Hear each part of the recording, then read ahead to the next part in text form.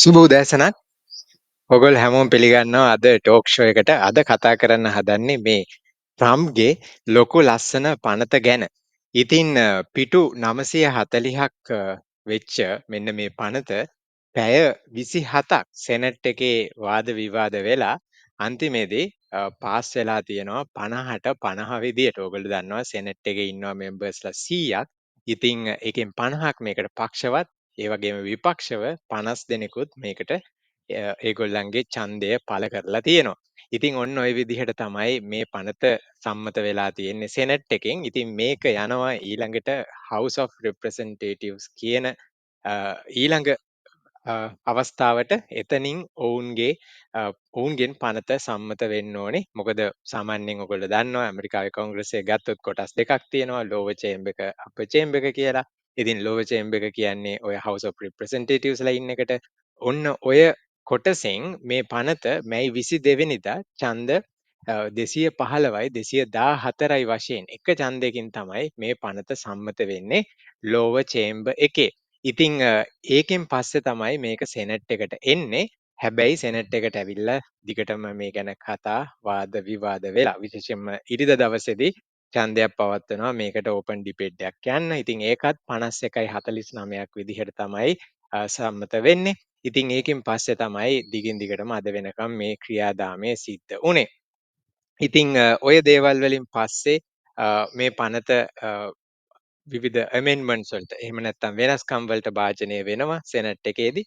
වෙලා තමයි මේක ඊයේ දවසේදී එහෙම නැත්නම් අපේ වෙලාවෙන් ගත්තොත් අද උදේ පාන්දරම වගේ තමයි පනත සම්මත වෙලා තියෙන්නේ.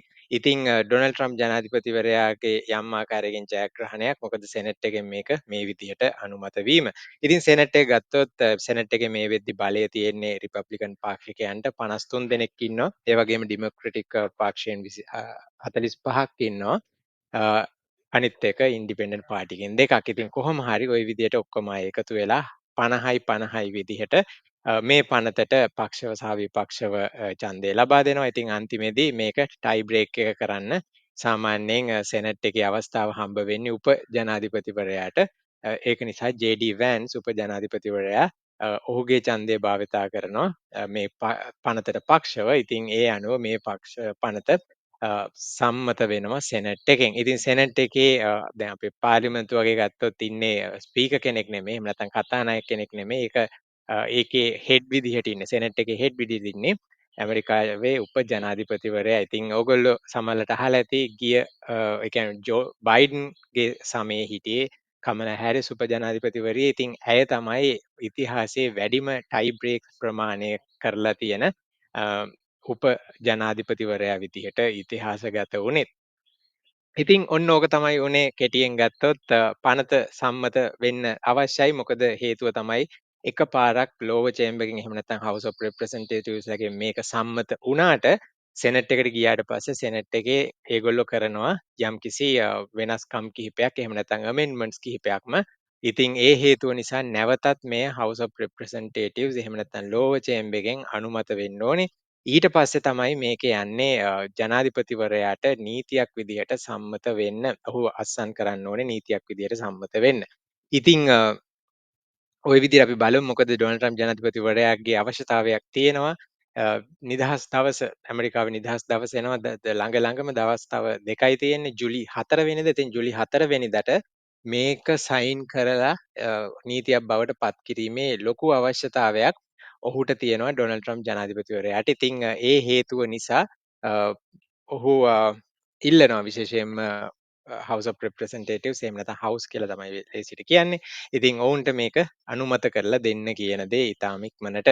හැබැයි වාර්තා වෙන විදිහට මේ වෙලාවේ වොෂින්ටන් DC වල තියෙන තත්ත්වය යම්කිසි කුණාටු තත්ත්වයක් තියෙනවා කියලා තිබුණ වාර්තා වෙලා. ඉතින් එතකොට ඒකත් එක්ක ඔවුන්ට එන්න තියෙන අපහසුකම් ෆ්ලයිට් කැන්සල් වෙන ඒ වගේ දේවල් එක්ක මොකද ලොකු රටක් එන්න වෙන්නේ විවිධ ස්ථානවල ඉඳලා ඒ විදිහට. ඉතින් ඒ හේතුව නිසා මේක කරගන්න පුළුවන් වෙයිද බැරි වෙයිද කියන ප්‍රශ්නය තියෙනවා කියන එක කියවෙනවා. ඉතින් ඉදිරියේදී බලමු ඔහුට පුළුවන් වෙයිද කියන දේ. හරියට දවස වෙද්දි මේ දේ කරගන්න. එහෙම නැත්නම් බිල් එක පාස් කරගන්න. ඉතින් ඔය දේවල් වෙද්දී තව විශේෂයෙන්ම ගත්තොත් අපි නැවතත් මේ පනත සම්මත කරගත්ත කතාවට ගියොත් සෙනට් එකේ අර මං කියපු විදිහට වැඩිපුරම බලය තියෙන්නේ. එහෙම නැත්නම් 53 දෙනෙකුගේ බලය තියෙන්නේ රිපබ්ලිකන් පාර්ටි එකට. රිපබ්ලිකන් පාර්ටි එක තමයි ඩොනල්ඩ් ට්‍රම්ප් ජනාධිපතිවරයාගේ පක්ෂය වෙන්නේ. ඉතින් 2024 නොවැම්බර් මාසයේ පැවතිච්ච මැතිවරණ වලින් රිපබ්ලිකන් පක්ෂයට වැඩි බලය හිමි වෙනවා මේ චේම්බර්ස් දෙකේම. සෙනට් එක ගත්තොත් 53ක් විදිහට. ඒ කියන්නේ 150ක්නේ අවශ්‍ය වෙන්නේ. එහෙම නැත්නම් 100න් 50ක් තමයි අවශ්‍ය වෙන්නේ මැජොරිටි එක සඳහා. ඊට ඉතින් 53 දෙනෙක් ඉන්නවා කියන්නේ 3 දෙනෙක් වැඩිපුර ඉන්නවා. වෝට්ස් 3ක් වැඩිපුර ඉන්නවා කියන එක. හැබැයි එහෙම තියෙද්දිත් මේ බිල් එක පාස් කරගන්න ඔවුන්ට ටිකක් අමාරු වෙනවා. මොකද ඒකට හේතුව තමයි රිපබ්ලිකන් පක්ෂයේ 3 දෙනෙක් මේ ඕගොල්ලන්ට පේන සෙනටර්ස්ලා 3 දෙනා මේ පනතට විරුද්ධව තමයි ඔවුන්ගේ ඡන්දය භාවිතා කරන්නේ. ඉතින් ඒක නිසා තමයි 50යි 50යි විදිහට මේ පනතට ඡන්දය හිමි වෙන්නේ. විශේෂයෙන්ම ගත්තොත් සෙනටර් සූසන් ඔහු ඇය ප්‍රකාශ කරලා තියෙනවා ඔහු ඇය මේ පනතට විරුද්ධව ඡන්දය දෙන්නේ ඡන්දය භාවිතා කරන්නේ විශේෂයෙන්ම මේ පනතෙන් ඩෙට් සීලින් එක වැඩි වෙන හින්දා. එහෙම නැත්නම් ණය ගැනීමේ හැකියාව නැත්නම් ඇමරිකාව තවත් ණය වෙන හින්දා කියන දේ. ඒ වගේම සෙනට රෑන් ටොම් විශේෂම සඳහන් කරනවා ඔවුන් මේ පනතට විරුද්ධව ඡන්දය ප්‍රකාශ කරන්නේ මේ පනතෙන් සෞඛ්‍යයට සම්බන්ධ යම්කිසි කප්පාදුවන් කිහිපයක් සිද්ධ වෙන හින්දා කියලා. ඉතින් ඔය දේවල් නිසා කොහොම හරි ඔවුන් තුන්දෙනා ඒ වගේම අර ඩිමොක්‍රටික් පාක්ෂිකයන් 47 දෙනා ඉන්ඩිපෙන්ඩන්ට් එක්කෙනත් දෙන්නත් ඇතුළුව ඉතින් 47යි මොවුන් තුන්දෙනයි 50යි විදිහට තමයි ඡන්දය භාවිතා කරන්නේ මේ පනතට. හරි. ඉතින් එතනින් පස්සේ අපි පොඩ්ඩක් ඉස්සරහට යමු. මොකක්ද මේ පනත කියන එක සහ ඒ පනතෙන් මොකක්ද තියෙන ප්‍රශ්නය කියන එක ගැන අපිට ටිකක් කෙටියෙන් කතා කරන්න පුළුවන්. මොකද මේ වෙලාවේ යම්කිසි වෙනස්කම් කිහිපයක් වෙනස්කම් 50 ගාණක් වගේ වෙලා තියෙනවා කියලා මම දැක්කා. ඉතින් ඒක නිසා අපි ගොඩක් මේ පනත ගැන කතා කරලා තේරුමක් නැහැ. මේ වෙනස්කම් එක්ක අපි වෙනම දවසක කතා කරමු මේ පනතේ තියෙන දේවල් මොකක්ද ඒකෙන් වෙන්නේ කියන එක. හැබැයි ඊටාම කෙටියෙන් මේ පනත මොකක්ද සහ ඒකෙන් තියෙන ඉම්පැක්ට් එක big beautiful bill කියලා ඩොනල්ඩ් ට්‍රම්ප් ජනාධිපතිවරයා හඳුන්වන මේ පනතෙන් වෙන දේ මොකක්ද කියලා අපි විනාඩි කිහිපයක් අරගෙන කතා කරමු. 2022 දී ජෝ බයිඩන් ජනාධිපතිවරයා ඉද්දී ඔහු ගේනවා පනතක් ඉන්ෆ්ලේෂන් රිඩක්ෂන් ඇක්ට් කියලා එකක්. ඉතින් මේකෙනුත් කරන්නේ ටැක්ස් යම්කිසි විදිහකින් අඩු කරලා යම්කිසි සහන ප්‍රමාණයක් ලබා දෙන්න. ඉතින් ඔය වගේ හැම ජනාධිපතිවරයාම ඔවුන් ජනාධිපතිවරයා බවට පත් වුණාට පස්සේ ඔවුන්ගේ ප්‍රතිපත්ති ගෙන එන්න එක එක ජාතියේ වෙනස්කම් මේ ටැක්ස් එහෙම නැත්නම් ඔයගොල්ලෝ දන්නවා ෆිස්කල් පොලිසි එකට සිද්ධ කරනවා. රටේ තියෙන පොලිසි දෙකයි මොනිටරි පොලිසි එකක් අනිත් එක ෆිස්කල් පොලිසි එක. ඉතින් ෆිස්කල් පොලිසි එක තමයි දේශපාලන බලාධිකාරියට වෙනස් කරලා ඔවුන්ගේ අරමුණු මුදුන්පත් කරගන්න භාවිතා කරන්න පුළුවන්. ඉතින් ඒ අනුව ජෝ බයිඩන් ජනාධිපතිවරයාත් මේක කරනවා. ඒ වගේම ඩොනල්ඩ් ට්‍රම්ප් ජනාධිපතිවරයා 2017 ඔහුගේ පළවෙනි ටර්ම් එක පටන් ගද්දිත් ඔහුත් මේ දේ කරනවා. ඉතින් 2018 ජනවාරි 1 වෙනිදා බලාත්මක වුණ මේ tax cut and job act කියන එක TCJA කියන මේ ඇක්ට් එකත් ඔහු විසින් ගෙනාවු එකක් 2017 ඔහු ජනාධිපතිවරයා බවට පත් වුණාම. ඉතින් තියෙන ප්‍රශ්න තමයි මේකේ තියෙන සමහර දුන්නු ටැක්ස් කට්ස් ඒ වගේ දේවල් මේ වෙනකොට පොඩ්ඩක් එක්ස්පයර් වෙගෙන තමයි යන්නේ. සමහරක් තියෙන ඒවා 2025 මේ අවුරුද්ද ඉවර වෙද්දී එක්ස්පයර් වෙනවා. ඉතින් ඒක නිසා ඒකට යම්කිසි දෙයක් කරන්න ඕනේ. ඒ වගේම ඔහු දුන්නු පොරොන්දු ජනාධිපතිවරණේ ඒ දේවල් වලදී ඔහු දුන්නු පොරොන්දුත් ඔහු ඉටු කරන්න ඕනේ යම්කිසි විදිහකට. ඕගොල්ලන්ට මතක ඇති ඩෝජ් කියලා ඩිපාර්ට්මන්ට් එකක් ඔහු හැදුවා. ඉලොන් මස්ක් තමයි ඒකේ හෙඩ් විදිහට හිටියේ. ඉතින් ඒකෙන් කරේ ගවර්න්මන්ට් එකේ කට් කරන එක. ගවර්න්මන්ට් එක ඩවුන් සයිස් කරන එක. එමගින් ඔහු කිව්වා ගවර්න්මන්ට් එක එෆිෂියන්සි එක වැඩි කරන එක වගේම යම්කිසි මුදල් ප්‍රමාණයක් ඉතුරු කරගන්න එකත් ඔහු කරන්න බලාපොරොත්තු වෙච්ච දෙයක්. ඉතින් ඒ වගේ දේවල් වලින් ගවර්න්මන්ට් එක එෆිෂියන්ට් කරලා මේ ඉතුරු කරගන්න මුදල් වලින් සහ විශේෂයෙන්ම ඔයගොල්ලෝ දන්නවා මේ වෙනකොටත් ඔහු මේ ටැරිෆ්ස් මාර්ගයෙන් ඇමරිකාව තුළට එන භාණ්ඩ වලින් යම්කිසි වැඩි ටැක්ස් ප්‍රමාණයක් එකතු කර ගැනීමට උත්සාහ කරනවා. ඉතින් මේ දේවල් එක්ක ඔහු අදහස් කරනවා මිනිස්සු මත තියෙන මේ ටැක්ස් ගෙවීමට ඇති වැඩිපුර ටැක්ස් ගෙවීමට ඇති හැකියාව අඩු කරලා යම්කිසි සහනයක් මිනිසුන්ට ලබා දෙන්න. ඉතින් ඔය දේවල් තමයි දේශපාලන වශයෙන් ඔහුගේ තියෙන අරමුණු ඒවා මුදුන්පත් කරගන්න. හැබැයි මෙතනදී කියවෙන දෙයක් තමයි මේ ඇක්ට් එක හින්දා විශේෂයෙන්ම high income household වලට එහෙම නැත්නම් වැඩිපුර මුදලක් ලැබෙන වැඩිපුර වේතනයක් මාසිකව ලැබෙන එහෙම නැත්නම් වැඩිපුර ආදායමක් ලැබෙන ෆැමිලිස් වලට පවුල් වලට මෙතනින් යම්කිසි සහනයක් ලැබෙනවා කියන එක. ඒ වගේම ළමයි ඉන්න පවුල් වලට සහනයක් ලැබෙනවා. ඒ වගේම සාම්ප්‍රදායික කා නිෂ්පාදනය කරපු එහෙම නැත්නම් කාර් නිෂ්පාදනය කරපු ඒ මැනුෆැක්චරර්ස්ලටත් යම්කිසි සහනයක් ලැබෙනවා කියන එක. ඒ වගේම විශේෂයෙන්ම ගත්තොත් මේ විවිධ ටිප්ස් ලැබෙන මිනිස්සු ඉන්නවා වැඩ කරද්දී එක එක ශ්‍රේෂ්ඨවල. ඉතින් ඔවුන්ටත් යම්කිසි ටැක්ස් බෙනිෆිට් එකක් හම්බ වෙනවා කියන එක තමයි සඳහන් වෙන්නේ. ඉතින් එතනින් එහාට ගියොත් ගවර්න්මන්ට් එක මගින් ලබා දෙන එක එක ප්‍රෝග්‍රෑම්ස් තියෙනවා විශේෂයෙන්ම සෞඛ්‍ය පැත්තට. ඉතින් ඒ වගේ හම්බ වෙන ප්‍රෝග්‍රෑම්ස් වලට යම්කිසි කප්පාදුවක් සිද්ධ කරන්නත් එහෙම නැත්නම් ගවර්න්මන්ට් එකෙන් කරන වියදම් අඩු කරන්න ඒ එක එක ශ්‍රේෂ්ඨවල ගත්තොත් විශේෂයෙන්ම සෞඛ්‍ය ක්ෂේත්‍රය, ඒ වගේම ආහාර පාන ලබා දෙන ක්ෂේත්‍රය, ඒ වගේම මේ ඉලෙක්ට්‍රික් වෙහිකල් පැත්තටත් යම්කිසි බලපෑමක් මේකෙන් සිද්ධ වෙනවා කියන එක තමයි සඳහන් වෙන්නේ. ඉතින් ඔන්න ඔය විදිහට තමයි එක එක ජනාධිපතිවරයා ගත්තොත් ඔවුන්ගේ එක එක පොලිසිස් තියෙන්නේ. ඒ අනුව තමයි ඔවුන් ඔවුන්ගේ ඒ දුර කාලයේදී කටයුතු කරන්නේ. ඉතින් ඒ අනුව මේ පනතෙනුත් මේ විදිහේ එක එක බලපෑම් සිද්ධ වෙනවා කියන එක තමයි සඳහන් වෙන්නේ. ඉතින් මේ පනතෙන් විශේෂයෙන්ම මේ ඉලෙක්ට්‍රික් වෙහිකල් මැනුෆැක්චරර්ස්ලට එන ප්‍රශ්නය ඔවුන්ට නෙගටිව්ලි ඉම්පැක්ට් වෙන එකත් ට්‍රැඩිෂනල් කාර් මැනුෆැක්චරර්ස්ලට පොසිටිව්ලි ඉම්පැක්ට් වෙන එකත් විශේෂයෙන්ම මේ ඩොනල්ඩ් ට්‍රම්ප් ජනාධිපතිවරයා බලයට ගේන්න ඩොලර් මිලියන 250ක් 300ක් විතර වියදම් කරලා ඔහුගේ ප්‍රචාරක ඒ වැඩපිළිවෙලට සහයෝගය දුන්නු ලෝකයේ ධනවත්ම පුද්ගලයා ඉලොන් මාස්ක්. ඉතින් ඔහු විශේෂයෙන්ම මේකට ප්‍රසිද්ධියම විරුද්ධත්වය පළ කරනවා. ඉතින් ඒකත් එක්කම ඩොනල්ඩ් ට්‍රම්ප් ජනාධිපතිවරයාගේ පැත්තෙනුත් විශේෂයෙන්ම ඊලොන් මස්ක් එක්ක මේ පිළිබඳ පුද්ගල ප්‍රසිද්ධියම ප්‍රශ්නයක් ඇති වෙනවා. ඉතින් ඒත් එක්කම ඊලොන් මස්ක් ට්වීට් කරලා තිබුණා එක එක දේවල් ගොඩක් දේවල්. ඉතින් ඒ අනුව ඔහු කියලා තිබුණා මේ රිපබ්ලිකන් පාර්ටි එකේ ඉන්නේ ඌරන් කියන එක කෝකි පික් පාටි කියලා. ඉතින් ඔය වගේ දේවල් එහෙට මෙහෙට හුවමාරු වෙනවා. ඉතින් ඔහුගේ ලොකුම ප්‍රශ්නේ තියෙන්නේ ඔහු හිටගන්න පැත්ත තමයි ඔහු ඉන්නේ විශේෂයෙන්ම මේ පනත මගින් ඇමරිකාවේ ණයබර වැඩි වෙනවා කියන එක. ඉතින් ට්‍රිලියන 5කින් ණයබර වැඩි වෙනවා කියන එක තමයි ඔහුගේ ඔහු සඳහන් කරන්නේ. ඉතින් එක පැත්තකින් ණයබර අනිත් පැත්තෙන් විවිධ කප්පාදුන් ඔය දේවල් ඒ වගේම සමහර අය විරෝධය පළ කරලා තියෙනවා. මේ පනතෙන් විශේෂයෙන්ම මේ ධනවත් පුද්ගලයන් මේ බර්නි සැන්ඩර්ස් දාපු ට්විටර් පණිවිඩයක් ඕගොල්ලන්ට පේන්නේ. ධනවත් පුද්ගලයන්ට මේකෙන් ගොඩක් වාසි හිමි වෙනවා කියන දේ.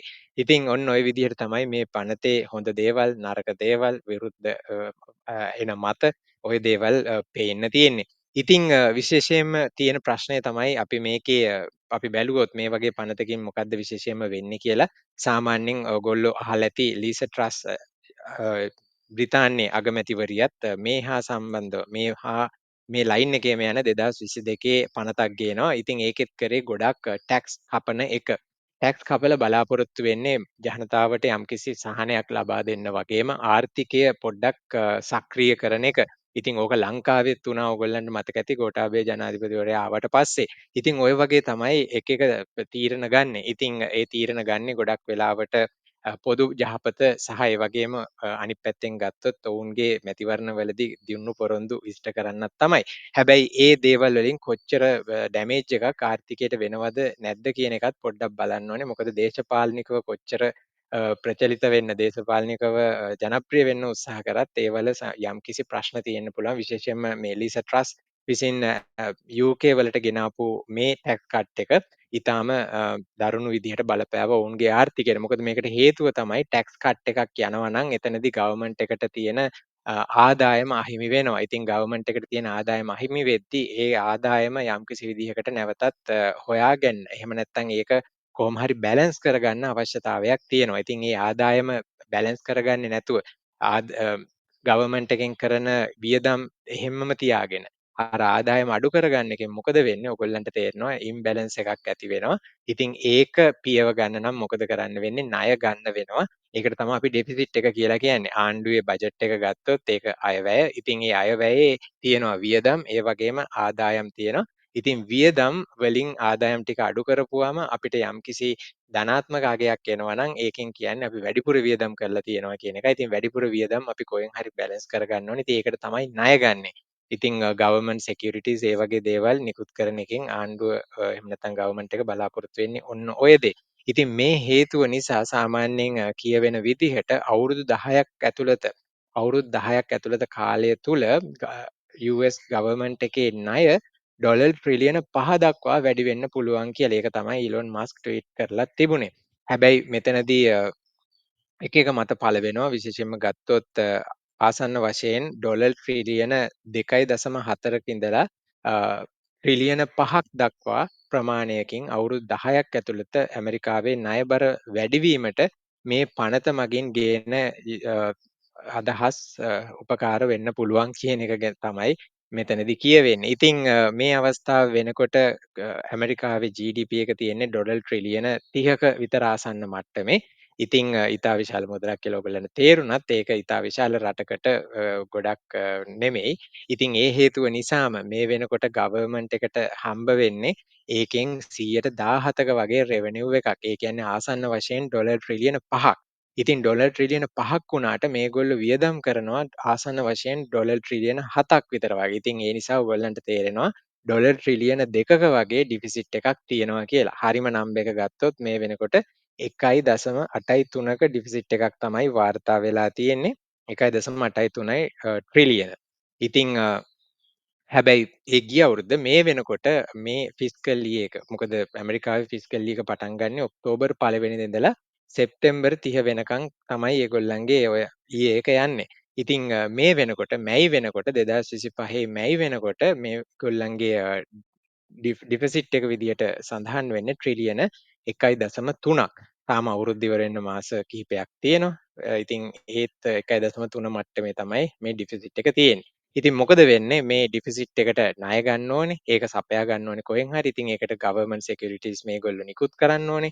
ඉතින් ප්‍රශ්නේ වෙන්නේ මේ ගෙවන ගවර්න්මන්ට් සිකියුරිටිස් වලට ඉන්ට්‍රස්ට් එකකුත් ගෙවන්න වෙනවා. ඉතින් ඒක නිසා මේ ලැබෙන ආදායම ඩොලර් ට්‍රිලියන 30ක් විතර වෙන ආදායමෙන් යම්කිසි ප්‍රමාණයක් වියදම් වලට ඩොලර් ට්‍රිලියන 30ක් වෙන GDP එකෙන් 17ක් විදියට හම්බෙන ආදායමෙන් අර යම්කිසි ප්‍රෝග්‍රෑම්ස් කිහිපයක් තියෙනවා. ඒ දේවල් කරගෙන යන්න ඕනේ. ඒ කියන්නේ සෞඛ්‍ය, ඒ වගේම අනිත් පැත්තෙන් සෝෂල් සිකියුරිටි පැත්තෙන් කරන එක දේවල්, වයසක අයට මුදල් ලබා දෙන ඒ වගේ දේවල් තියෙනවා. ඒවා බලා ගන්න සමාජයේ අසරණ අය බලා ගන්න මේ දේවල් කරන්න වෙනවා. අනිවාර්යයෙන්ම ගවර්න්මන්ට් එකට ඒවා නැති කරන්න බෑ. ඉතින් ඒ දේවල් වලට යම්කිසි වියදමක් දරන්න වෙනවා. ඉතින් එතනින් එහාට ගත්තොත් විවිධ දේවල් වලට ඔවුන් වියදම් කරන්න වෙනවා. විශේෂයෙන් ඉතා විශාල බජට් එකක් තියෙනවා ආරක්ෂාව සඳහා, ඩිෆෙන්ස් එක සඳහාත්. ඉතින් ඒ සඳහාත් ඔවුන් කටයුතු කරන්න ඕනේ. ඉතින් මේ දේවල් කරපුවාම අර විදියට ඩිෆිසිට් එකක් ඇති වෙන එක තමයි වෙන්නේ.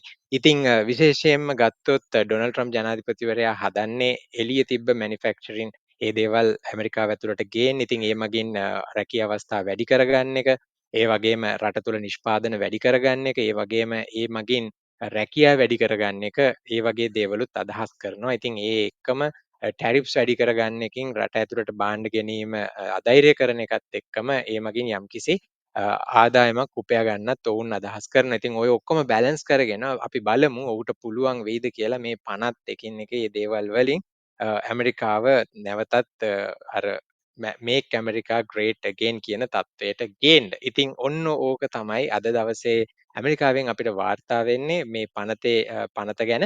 ඉතින් තාමත් මේ සටන ඉවර නැහැ. අපි බලමු මොකද වෙන්නේ කියන එක ගැන.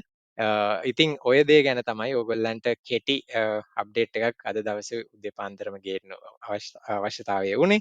එහෙනම් අපි බලමු ඉතිරි දවස් කිහිපයේදී දවස් දෙක ඇතුළත ජූලි 4 වෙනිදා වෙනකන් මොකක්ද මේකේ ඩිවෙලොප්මන්ට් එක වෙන්නේ කියන එක. එහෙනම් බොහොම ස්තුතියි අද දවසේ එකතු වුණාට මේ ටෝක් ෂෝ එකට. ඊටාම කෙටි ටෝක් ෂෝ එකක්. හැබැයි ඕගොල්ලන්ට මොකක්ද වෙන්නේ ඇමරිකාවේ කියන එක ගැන යම්කිසි අදහසක් තමයි ලබා දෙන්න අවශ්‍ය. ඉතින් බොහොම ස්තුතියි එකතු වෙච්ච හැමෝටම.